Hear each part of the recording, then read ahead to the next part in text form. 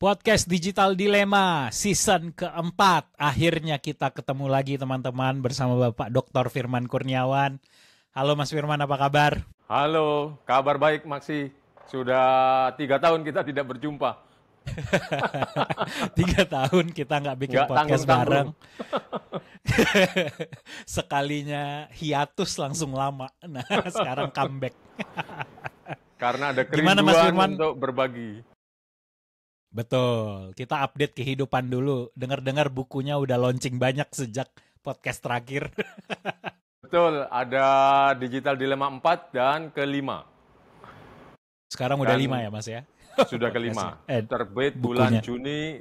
bulan Juni kemarin dan membahas soal artificial intelligence. Oke, banyak seputar dunia AI atau artificial intelligence. Judul bukunya apa Mas? Subjudul yang Digital Dilema ke-5 ini Mas? Retasnya batas di tengah dominansi artificial intelligence. Mantap. Nah, pelan-pelan kita kupas di podcast kita, teman-teman. Dan episode kali ini kita akan coba bahas tentang deepfake, salah satu fenomena juga di dunia yang penuh dengan artificial intelligence saat ini. Di saat ini di episode ini kita coba kupas-kupas tipis-tipis dulu tentang apa sih deepfake itu dan apa implikasinya untuk kehidupan manusia gitu. Nah, salah satu fenomena yang juga menjadi salah satu bahan tulisan Mas Firman di dalam bukunya di Digital Dilema ke-5 adalah fenomena doppelganger nih Mas ya. Aku baca salah satu tulisannya. Nah, Mas Firman mungkin boleh cerita Mas, apa ya, kita jelasin dulu kali ya, apa sih sebenarnya si doppelganger ini dan kaitannya dengan deepfake gitu Mas? Ya, doppelganger ini bahasa Jerman, terdiri dari dua patah kata, dua kata ya. Doppel itu adalah kembaran dan ganger ini adalah berjalan. Jadi kalau arti harafiahnya di cerita budaya di Jerman itu adalah hantu yang berjalan-jalan. Nah, menurut mitos bahwa setiap manusia itu mempunyai 9 kembaran. Dan kadang-kadang kembaran itu menampilkan diri. Jadi Mas Maksi saya ini sebetulnya ada yang persis dengan kita, kembaran kita, wataknya, tampilannya, kemudian juga mungkin keinginannya dan kesadarannya, itu kembar dengan kita. Nah, tetapi menurut mitos itu, ketika kembaran yang misterius itu tadi muncul, itu pertanda kesialan bagi yang tubuh asli ini. Nah, itu mitosnya seperti itu.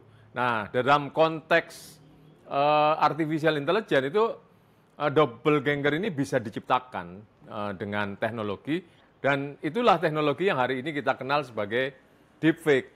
Deepfake ini adalah suatu imitasi, suatu bentuk artifisial dari bisa diri kita yang meniru wajah kita, meniru suara kita, meniru gerakan kita. Beberapa saat yang lalu misalnya menjelang pemilu 2024 itu ada Presiden Jokowi waktu itu berbicara dalam bahasa Cina. Nah, itu Ya, betul. gerakan tangannya, kemudian suaranya, mimik mukanya itu sangat persis sehingga tidak bisa diputuskan dengan segera, ini Pak Jokowi beneran apa enggak? Bagi orang yang waktu itu berspekulasi Pak Jokowi itu sebetulnya warga negara China katanya, itu menjadi bukti. Nah, ini beneran lebih lancar ngomong bahasa Chinanya daripada bahasa Indonesianya. Nah, itu antara lain deepfake itu seperti itu. Padahal itu sebenarnya buatan, bukan asli. Jadi video misalnya formatnya video tapi dimunculkan dari kumpulan prompt atau dari kumpulan bahasa yang diberikan kepada AI, kemudian AI-nya sudah bisa membuat video sekarang menyerupai orang gitu ya Mas ya? Betul sekali. Bahkan bulan Mei kemarin kan ada satu aplikasi untuk membuat seperti itu, VEO3. Vio, iya. Nah, itu kita cukup nge-prompt membuat video tentang seseorang dengan kita mempunyai data wajahnya, suaranya, bahkan sebagian sudah tersedia di aplikasi itu. Kita tinggal nge-prompt misalnya Mas Maksi sedang berjalan menikmati hari Minggu dengan sepeda olahraganya. Kemudian dengan baju bergaris-garis merah dan putih dengan celana hitam misalnya. Kelelahan ketika menanjak jalan yang sangat sangat terjal. Nah itu cukup di prompt seperti itu akan muncul video yang seolah-olah Mas Max itu memang bersepeda dan ketika misalnya itu digunakan katakanlah misalnya untuk membolos kerja. Pak, kemarin saya tidak masuk kerja karena ikut lomba sepeda, ini buktinya. Nah, itu sangat meyakinkan sekali, bisa dipakai. Betul. Jadi sebenarnya teknologinya itu sudah ada. Balik lagi ya ke perbincangan kita, selalu ciri khas perbincangan dari digital dilema, namanya juga dilema ya teman-teman. Teknologi ini ada dan apakah sebenarnya teknologi ini memiliki implikasi konflik nilai gitu ya yang terjadi di Betul. tengah masyarakat. Sebenarnya teknologinya kalau dilihat sebenarnya bagus ya Mas, karena kalau dilihat Bagus. kayak banyak iklan-iklan tuh kayaknya malah dibikin menggunakan itu promosi dan semuanya. Tapi ada juga yang tadi Pak Jokowi bisa ngomong bahasa Mandarin gitu ya. Betul. Jadi sebetulnya kalau dilihat dari awalnya, manusia ini punya vision, punya keinginan yang abadi. Dia ini tidak ingin musnah, jadi keberadaannya abadi. Dia tidak mati, tidak terbatas oleh umur dan sebagainya. Nah itu diciptakan bagaimana caranya supaya manusia itu abadi. Nah di tulisan yang tadi disebutkan Max itu saya menonton film The Future of. Nah itu ada 12 seri tentang masa depan dengan dunia dengan teknologinya. Antara lain juga tentang masa depan kematian. Nanti kematian itu seperti apa? Nah itu di situ dibahas bahwa tubuh manusia yang dead body-nya, mayatnya, itu nanti bisa dijadikan pupuk yang kemudian menumbuhkan pohon-pohon. Nah di dalam pohon yang ditumbuhkan itu nanti bisa ditempeli microchip yang berisi semua data almarhum. Nah, data ini dipanen dari mana? Dipanen dari media sosial kita. Kemudian waktu kita ngobrol dengan menggunakan WhatsApp, kemudian riwayat aplikasi perbelanjaan kita, itu semua data bisa dipanen kembali. Dan algoritma ini bisa mensimulasi, merancang. Misalnya kalau dead body-nya ini ditanya, halo apa kabar? Nah dia akan disusunkan algoritma untuk menjawab secara tepat, seperti itu. Jadi tadi di bawah pohon yang rindang dan ada microchipnya, keluarga bisa datang ke sana, kemudian ngobrol dengan deepfake dari almarhum seolah-olah masih hidup. Nah, tadi responnya tepat. Karena tadi data-data yang dikumpulkan memang data-data dari diri yang meninggal itu. Nah, ini antara keren atau ngeri. Nah, ini kalau dilihat sebenarnya kan ada manfaat dari teknologi ini tuh ada dan bisa untuk sampai titik tertentu dia bisa menjadi jawaban lah gitu ya Mas atas masalah-masalah ini gitu misalnya gitu. Tapi apa kemudian yang menjadi titik batas sampai teknologi ini kita harus hati-hati nih. Kenapa kita harus sampai mewaspadai ini bisa jadi sesuatu yang membahayakan untuk manusia itu sendiri gitu. Tentu saja disalahgunakan. Jadi di Indonesia sendiri sudah ada kasus-kasus beberapa pesohor Indonesia yang ketahuan beradegan mesra bukan dengan pasangannya. Kemudian videonya beredar. Nah, saking sempurnanya video itu, orang bingung ini asli apa enggak ya? Nah, ternyata setelah ditelusur menggunakan perangkat berartificial intelligence juga, itu terbukti bahwa itu buatan artificial intelligence. Nah, ini kan bisa merugikan seseorang. Hari ini beredar berbagai tawaran obat, tawaran suplemen dan sebagainya dari dokter-dokter selebritis tertentu yang mengkampanyekan obat tertentu, yang kemudian ketika dokter itu ditanya, dokter kok Anda mempromosikan obat, kan itu melanggar etika kedokteran Anda. Oh memang bukan saya, itu adalah deepfake. Nah ini kan merugikan reputasinya, merugikan profesinya. Nah nanti pada hal yang lebih besar, urusan politik dan sebagainya, Presiden Barack Obama pernah berbicara untuk mengkampanyekan pilihlah Donald Trump. Padahal kan tidak mungkin itu Barack Obama ada di kubu yang berbeda dengan Donald Trump. Nah ini kan berbahaya. Jadi adalah saking kreatifnya gitu ya, orang-orang mungkin berimajinasi gitu ya terhadap video apa nih yang mau kita munculkan gitu. Akhirnya bisa liar gitu munculnya. Nah ini yang apalagi teknologi AI itu semakin aksesibel gitu ya Mas ke masyarakat. Aksesibel. Kedua semakin sempurna produknya itu. Bener. Dan pergerakannya cepat ya. Kita baru ngomongin artificial intelligence ini kayak setahun gitu ya. Perkembangannya dalam setahun ini eksponensialnya kenceng sekali ya Mas ya. Betul sekali. Jadi untuk deepfake dan semacamnya ini kan tahun lalu heboh dengan yang namanya Sora. Waktu Sora itu diluncurkan, dunia sinematik itu guncang. Wah ini kalau begitu dunia perfilman akan tergusur ini. Nah, kemudian ada yang lebih sempurna lagi tadi VAO3 ini. Ini gambarnya lebih nyata, kemudian gerakannya lebih natural. Sehingga mata ini susah membedakan ini artificial intelligence atau memang alami seperti itu. Waktu tadi VAO3 itu diluncurkan seminggu kemudian muncul tuh euforia orang coba-coba membuat berbagai macam cerita. Itu antara lain beredar di media sosial kita video beberapa pejabat-pejabat Indonesia ditangkapi oleh polisi. Nah ini kalau kita memahami konteksnya, oh ini uji coba teknologi.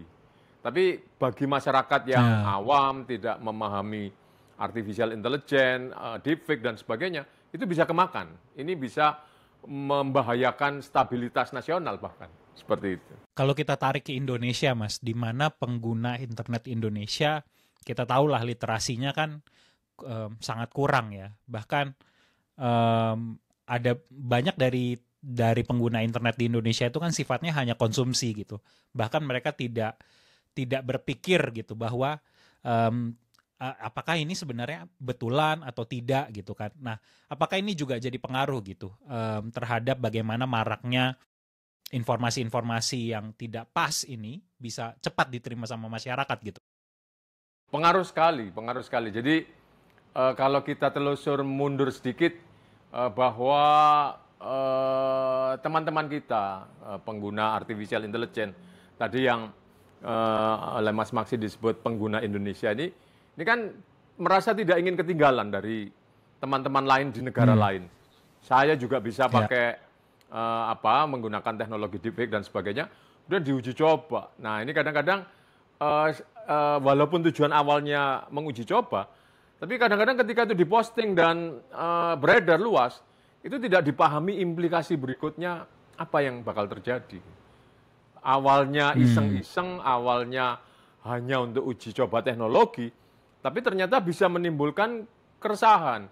Ada cerita di sebuah sekolah yang cukup bagus, di tingkatnya itu tingkat sekolah dasar, jadi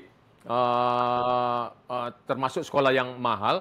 Nah para orang tuanya ini cukup melek teknologi, tetapi mungkin berada di tahap yang sama dalam hal artificial intelligence, itu pamer kepada temannya mengganti foto kepala anak dari orang tua lain. Jadi putrinya Mas Maksi, fotonya saya ambil, kepalanya tetap putrinya Maksi, tapi badannya orang lain. Nah ini kebetulan badan yang dipasangkan tuh badan yang tidak berpakaian. Nah maksudnya untuk lucu-lucuan, maksudnya untuk pamer saya bisa loh membuat ini, saya nggak ketinggalan dengan orang di luar negeri. Tapi ternyata malah timbul perkelahian antara orang tua yang merasa anaknya dilecehkan dengan yang tadi uji coba artificial intelligence.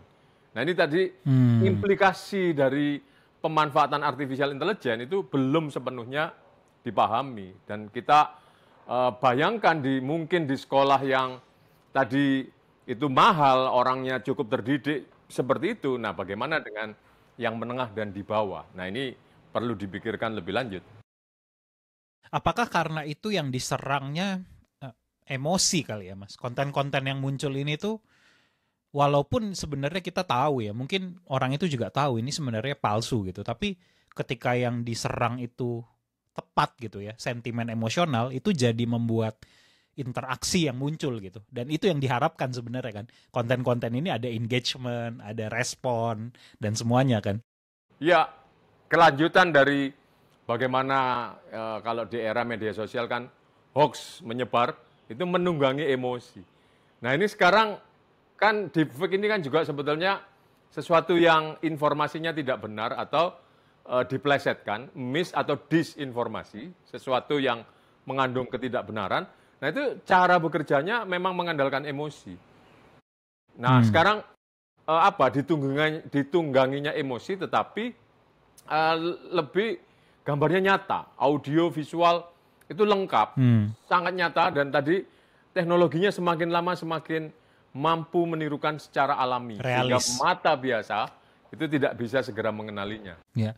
Jadi sebetulnya kombinasi-kombinasi mematikan ini udah makin ketemu gitu ya. Yang tadinya tuh sulit diwujudkan gitu ya, Mas. Karena kan ya kalau bikin video kan mahal ya, susah gitu, butuh talent, butuh orang gitu. Kalau sekarang tinggal bikin kata-kata aja gitu ya. Tinggal ngeprom saja, adu canggih, ngeprom seperti itu. Nah, kabar baiknya bagi teman-teman di dunia pemasaran, penggunaan deepfake ini sangat menghemat. Jadi tidak perlu menyewa influencer yang mahal dan bukan juga urusan mahalnya saja yang sering menjadi kendala, tetapi juga kadang disiplin waktu, kemudian juga mood yang tidak stabil dan sebagainya, itu menjadi halangan, jadi kendala. Nah, kalau pakai deepfake tadi kita cari influencer yang entah wajahnya, bentuk tubuhnya, kemudian cara berbicaranya, karakternya, bisa kita kemas sendiri, kita setting sendiri sesuai dengan karakter produk kita, tapi dengan biaya yang jauh lebih murah dan tidak rewel. Nah ini adalah peluang bagi teman-teman di pemasaran. Iya, tapi tantangannya Mas kalau aku perhatikan ya, video-video deepfake ini pun yang muncul kan itu harus yang wow ya, harus yang benar-benar patah gitu. Kayak misalnya Pak Presiden Joko Widodo bahasanya Mandarin gitu. Kayaknya kalau videonya Pak Jokowi ngomongnya bahasa Jawa kayaknya nggak akan viral-viral banget deh kayaknya ya. Jadi harus ada, bikinnya pun tuh harus beneran yang sesuatu yang beneran tidak bisa dibikin gitu. Kalau aku ada lihat tuh channel YouTube dari AI gorila keliling-keliling di seluruh Indonesia gitu kan, kayak sesuatu yang tidak mungkin gitu ya. Apakah sebenarnya ini jadi ajang kayak mewujud nyatakan imajinasi aja gitu? Bisa jadi itu justru hal pertama yang kita dapatkan dengan berkembangnya teknologi deepfake ini. Apa yang ada di kepala kita yang tadinya sifatnya abstrak itu menjadi konkret. Jadi kebetulan beberapa saat yang lalu saya diajak ada pamerannya Mas Agan Harahap, mungkin teman-teman kenal Mas Agan Harahap. Ini kan suka memparodikan tokoh, peristiwa. Betul. Itu dulunya pakai Photoshop. Hari ini beliau mulai masuk pakai artificial intelligence. Nah, itu apa yang ada di kepalanya waktu dia misalnya masih kecil diajak oleh bapaknya jalan-jalan di tengah hutan, kemudian bertemu dengan rusa atau harimau. Itu kan kenangan yang ada di zaman dia masih kecil, itu diwujudkan dalam prompt, dan kemudian hasilnya itu bisa tervisualisasi dengan sangat menarik. Nah, kemudian dia tinggal mencoba mengingat-ingat apa yang dulu dia alami, seakurat apa. Dia coba otak-atik promptnya sampai berhasil, oh memang ini, seperti ini dulu gambaran yang saya alami. Nah, itu kan artinya sesuatu yang abstrak, sesuatu yang sudah terkubur dalam memori, itu bisa dimunculkan lagi. Ini kan luar biasa. Betul, betul. Nah, tadi kalau kita tarik mundur sedikit Mas tentang obsesi manusia terhadap keabadian tadi ya, yang di awal seperti ketika ada tadi yang Mas ceritakan griefbots ya, bagaimana AI yang dibuat untuk tetap menghidupkan kenangan masa lalu. Betul. Nah, kalau dulu itu kan Mas, kalau dulu itu kan yang misalnya ini ya, tadi saya membaca artikel Mas itu mikirnya gini, memang obsesi dengan keabadian itu memang selalu ada gitu kan di manusia. Kalau dulu itu kayak misalnya Presiden Soekarno menurunkan spirit Soekarnoismenya, marhenismenya gitu kan. Betul. Diturunkan dalam bentuk pemikiran gitu kan. Betul. Kalau sekarang tuh shiftingnya beneran, ya mbok sayanya jangan mati gitu ya. Betul. Betul. Orangnya tetap ada. Orangnya tetap ada. Yeah. Jadi ya itu tadi. Sesuatu yang abstrak, idealisme, ideologi. Sesuatu yang abstrak, ini sekarang diartikulasikan secara konkret. Orangnya yang ngomong tetap ada, gerakan-gerakannya juga bisa dilihat. Nah ini di beberapa corporate di dunia itu ketika CEO-nya meninggal dunia, padahal perusahaan ini sangat rentan ya, harga sahamnya bisa naik turun gara-gara kepemimpinan yang berakhir atau kepemimpinan yang diganti. Nah, ketika pada suatu hari CEO-nya meninggal, mereka antara lain sudah menyiapkan itu tadi, griefbot-nya itu.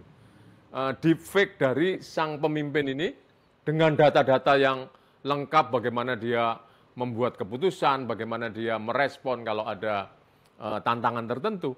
Itu datanya sudah lengkap, sehingga kepemimpinan ini tidak mati mengikuti CEO yang meninggal itu. Dari satu sisi ada ya, beneran. Dari satu sisi harga saham dan sebagainya akan stabil, tapi di sisi yang lain tidak ada regenerasi. Kan zaman berubah, tapi tadi data dari pemimpin ini kan tidak ada yang baru. Setelah meninggal tidak ada yang baru lagi, akan berulang lagi seperti itu. Dan apakah, dan ya balik lagi ya Mas, ini selalu ada sentuhan emosional pasti yang memanfaatkan ini gitu. Kayak tadi misalnya ada aspek berduka, makanya ada di situ. Saya nggak yakin kalau misalnya orangnya biasa-biasa aja juga, dia juga tidak ada kesan, tidak mau dihidupkan juga gitu sama orang lain ya. Mahal itu problemnya. Iya. Mahal. Iya betul. Nah, kalau saya melihatnya ketika kita berhadapan dengan deepfake saat ini nih, saya flashback lagi ketika ini Mas, zaman dulu baik pertama kali radio ataupun televisi itu muncul pertama kali dan manusia pertama kali ketemu dengan radio gitu. Kalau radio kan pertama kali sandiwara radio ada itu kan diceritakan ada penyerangan alien dari Mars gitu kan. Ya, di mana ternyata beneran semua orang yang dengar itu kan pada panik. Besok kiamat nih, ada alien dari Mars datang gitu. Ya, betul. Ataupun video kereta api yang pertama kali muncul yang pertunjukan infokus orang ketika kereta api datang mendekat mereka kabur gitu kan. Dan sekarang kayak kita sedang kebingungan gitu ya melihat, gila ini bisa bikin kayak gini nih, bisa bikin kayak gini nih gitu. Jadi apa kondisi masyarakat kita seperti apa gitu Mas, baik dari sisi penerima konten atau pembuat konten saat ini? Nah, jadi ingat saya dengan cerita Mas Maksi tentang serangan makhluk Mars itu. Jadi tadi radio menciptakan informasi palsu berupa isu tadi. Itu penyakitnya teknologi radio. Penyakitnya media sosial adalah hoax. Kita kemarin zaman pandemi malah ada istilah yang namanya infodemic. Terjadinya pandemi tapi di bidang informasi akibat beredarnya informasi-informasi yang salah menyangkut pandemi itu. Jadi penyakitnya media sosial adalah hoax. Nah, penyakitnya artificial intelligence adalah deepfake yang disalahgunakan.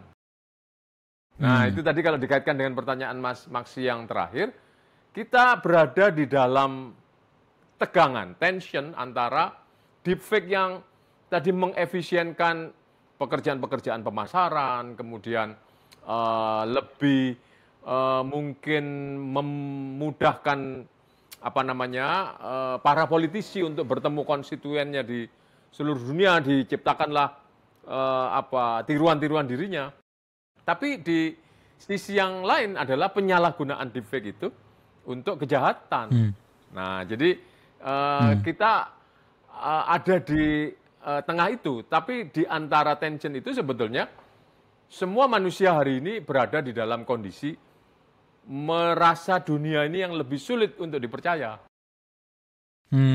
Jadi ketika kita berhadapan, jangan-jangan yang ada di hadapan saya sedang ngobrol podcast ini, Mas Maksi yang deepfake-nya ini hologramnya ini. Benar. Nah ini apa buktinya? Itu problem manusia zaman sekarang adalah membedakan dunia yang asli dari yang palsu, sehingga dunia ini lebih sulit dipercaya hari ini. Apakah kita sedang masuk ke dalam fase post-human, Mas? Asik. Ide post-human itu sebetulnya berkembang kalau nggak salah itu di sekitar tahun 1900-an ya. Awal abad 20 berarti itu bahwa mempertahankan manusia sebagai pusat kebaikan, pusat etika, pusat estetika, itu omong kosong katanya post-human. Ada agen-agen lain termasuk agen yang dibangun oleh teknologi, oleh tiruan yang menyerupai manusia, itu juga bisa menjadi agen. Nah, di Inggris ini ada sebuah kontes Miss AI, sama seperti pemilihan Miss World, memilih wanita paling cantik di jagat, tetapi ini wanitanya adalah artificial intelligence.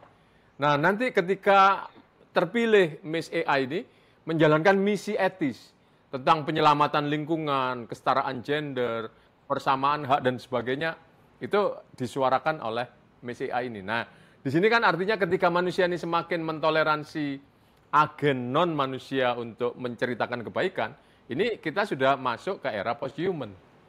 Bukan hanya manusia sebagai sentral kebaikan. Nah, itu dia. Nah, ini yang akan menjadi bahan diskusi kita ke podcast episode selanjutnya, teman-teman. Jadi, episode ini tuh pengantar untuk kita nanti ke depannya ngomongin yang lebih detail lagi tentang deepfake, tentang artificial intelligence, tentang post-human ini. Nah, jadi ini tadi pengantar diskusi dari kita hari ini. Kurang lebih udah setengah jam kita ngobrol, kayaknya cukup. Nanti Mas Firman kasih closing statement, tapi kedepannya nanti akan ada banyak sekali bahasan-bahasan seperti ini. Nah, kalau teman-teman tertarik, teman-teman bisa follow dan juga bisa subscribe. Dan juga kalau ada materi-materi yang teman-teman pengen tahu atau pengen tanyain, tanya aja di kolom komentar. Nanti kita coba bahas. Kalau ada komentar-komentar, kita tanya ke Pak Firman, kira-kira bagaimana tanggapan Pak Firman tentang hal-hal tersebut. Nah, terakhir Mas Firman, di tengah kondisi seperti ini saya melihat atau bagaimana Mas Firman melihatnya kehidupan manusia ke depannya gitu. Apakah akan penuh kebingungan? Setidaknya dalam kalau kita lihat dalam waktu jangka pendek, menengah dan panjang gitu. Ya. Kalau jangka panjang saya rasa bisa berdampingan gitu, tapi menengah pendek dan menengah ini gimana gitu Mas? Penasaran. Nah, jangka pendek dan menengahnya hari ini kita nih semuanya gagap. Tunggang langgang, bingung menghadapi teknologi ini. Apakah AI harus dirangkul? Apakah AI harus dimusuhi? Ataukah ya tunggu aja dulu kita wait and see seperti apa? Nah, tapi kalau melihat kecepatan larinya dari artificial intelligence, kalau kita hanya menunggu dan juga melawan, itu kekuatan yang sangat besar sekali, tidak mungkin dilawan. Sehingga jalan yang bijak kalau menurut saya adalah mempelajari perkembangannya hari demi hari, supaya tadi kita bisa bersikap bagaimana seharusnya, termasuk para pembuat policy, bagaimana terhadap hadirnya deepfake, terhadap agen-agen non-manusia ini. Apakah harus dideklar bahwa ini sesuatu pernyataan yang dibuat oleh deepfake, ataukah biarin saja? Nah ini kita harus tahu posisi etisnya, posisi hukumnya, itu harus paham betul. Nah, itu untuk menghadapi yang pendek dan menengah. Di jangka panjangnya, Menengah. kita, menengahnya ya sekarang ya, dengan mempelajarinya terus-menerus, kita tidak menjadi terbalik. Jadi teknologi pada awal diciptakan adalah untuk membantu manusia. Nah, kalau mengikuti 3 etape seperti yang disampaikan oleh Neil Postman, pada awalnya teknologi untuk membantu manusia, yang kemudian di tahap yang kedua teknologi untuk menambahkan kemampuan manusia mempersepsi, bisa melihat yang sangat kecil sampai juga bisa melihat yang sangat besar dengan menggunakan perangkat-perangkat teknologi. Jadi dunia menjadi berbeda ketika dilihat menggunakan teknologi dengan tidak menggunakan teknologi, itu di tahap kedua. Yang ketiganya adalah teknopoli. Nah, di sisi teknologi itu bisa menjadi ideologi. Apapun persoalannya, teknologi lah yang bisa menyelesaikan. Di sini manusia sudah mulai kehilangan kendali dirinya dan dikendalikan oleh teknologi. Nah, sehingga di menengah itu tadi kita memastikan bahwa kendali itu masih ada di tangan kita. Caranya adalah jangan mau pekerjaan-pekerjaan kita ini diambil alih oleh artificial intelligence. Jadi katakanlah pekerjaan berpikir memang itu akan lebih ringkas dan cepat kalau pakai artificial intelligence. Tapi ada yang disebut dengan cognitive debt, utang kognisi. Jadi karena otak ini sudah diparkir, jarang dipakai, maka akhirnya kita tidak terlatih refleks yang pakai otak. Kita apa-apa nyarinya ke artificial intelligence, minta bantuan artificial intelligence. Nah, ini kita pastikan bahwa kita tidak mengalami cognitive debt di era yang ke tengah. Nah, untuk jangka panjangnya kita harus tetap memimpin dalam relasi antara artificial intelligence dengan manusia. Kitalah yang menjadi pemimpinnya. Kita berkolaborasi, artificial intelligence sebagai co-pilot. Istilahnya kan seperti itu. Kita tidak memusuhi artificial intelligence, tetapi tidak juga mau digantikan oleh artificial intelligence. Ya, itu dia. Ada banyak sebenarnya diskusi yang akan lahir teman-teman dari perkembangan dunia artificial intelligence, karena perkembangannya itu dari hari ke hari, ada aja yang baru. Dan terkadang implikasinya yang terlambat kita ikuti. Misalnya hal-hal sesimpel yang tadi, regulasi atau hukum. Jangankan hukum di negara, misalnya hukum di kampus gitu misalnya, yang apakah sudah update dengan teknologi perkembangan teknologi artificial intelligence. Saya rasa belum semua kampus juga gitu punya kebijakan terhadap penulisan naskah akademik yang dibantu dengan AI seperti apa gitu. Nah, jadi ada banyak diskusi-diskusi yang akan muncul di episode-episode selanjutnya. Mungkin itu untuk episode yang pertama di season yang keempat ini, teman-teman. Terima kasih sudah menyempatkan waktu kurang lebih 30 menit berbincang dengan kita. Terima kasih Pak Dr. Firman Kurniawan. Teman-teman jangan lupa lihat buku.